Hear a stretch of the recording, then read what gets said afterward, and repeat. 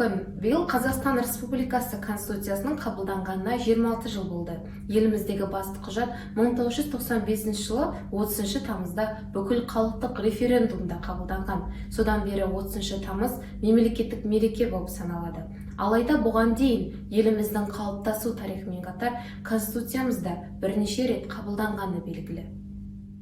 1926 жылғы Қазақ АКСР Конституциясы. Қазақстанның алғашқы Конституциясы 1926 жылы 18 ақпанда қабылданған. Конституцияда заң басқару нысанын, мемлекеттік құрылысты, саяси режимді, мемлекеттік билік органдары құрылымын, атқарушы, өкім беруші органдары бекітілген. Сайлау құқығының қаржылық құқықтық бастаулары белгіленді. 1926 жылғы Конституцияға сәйкес Қазақстан Ресей Кеңестік Федерациялық Социалистік Республикасы құрамындағы құқықтық республика болды. Қазақ КСР 1937 жылғы Конституциясы.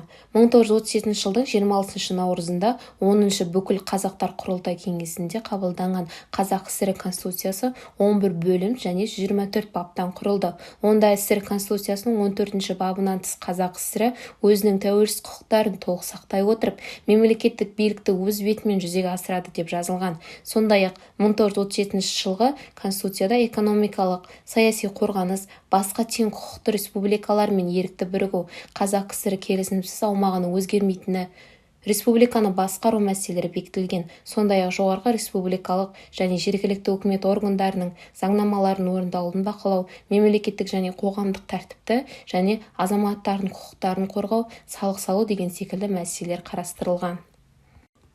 Қазақ КСР-ның 1978 жылғы Конституциясы.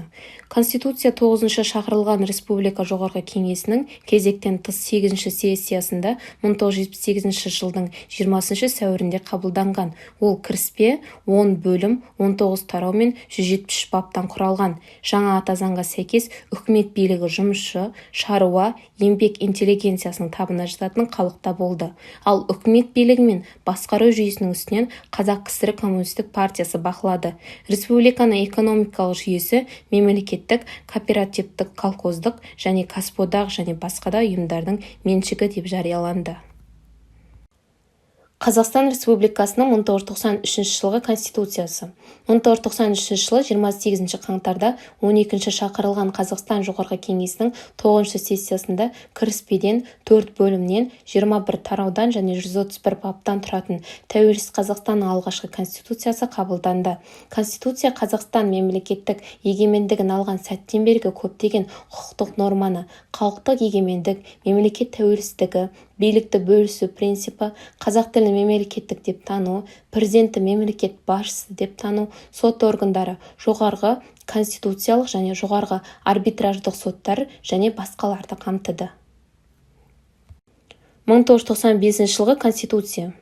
Қазақстан Республикасының қолданыстағы Конституциясы 1995 жылы 30 тамызда республикалық референдумда қабылданды. Конституция 9 тараудан 98 баптан тұрады. 1998 және 2007 жылдары Конституцияға президенттік өкілеттілігін ұлғайту жөнінде елеулі өзгерістер енгізілді. 1995 жылғы Конституцияның 1993 жылғы Конституциядан айырмашылығы жаңа Конституцияға алғаш рет азаматтың құқығына қатысты ғана емес, адам дүниеге келген сәттен одан ажырамас құқықтарына да қатысты нормалар енгізілген.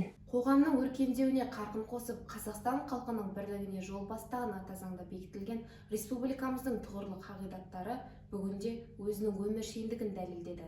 Қазақстан халықаралық қоғамдастықта лайықты орын алып, биік белеске көтерілгені осының айғағы. Әрбір қазақстандық келешекке керуен тартқан мемлекетіміздің тұрақты дамуының кепілі Конституцияның мемлекет пен қоғам үшін ғана емес, өзінің жеке басы мен отбасы үшін де маңыздылығын терең сезінеді. Жылдан жылға біздің басты құндылықтарымыз, тәуелсіздігіміз, келісім мен бірлігіміз нығая берсін. Әр шаңыраққа құт береке, ырыс пен ынтымақ тілеймін. Ел іргесі аман, келешегіміз кемел болсын. Сау, саламатта болыңыздар.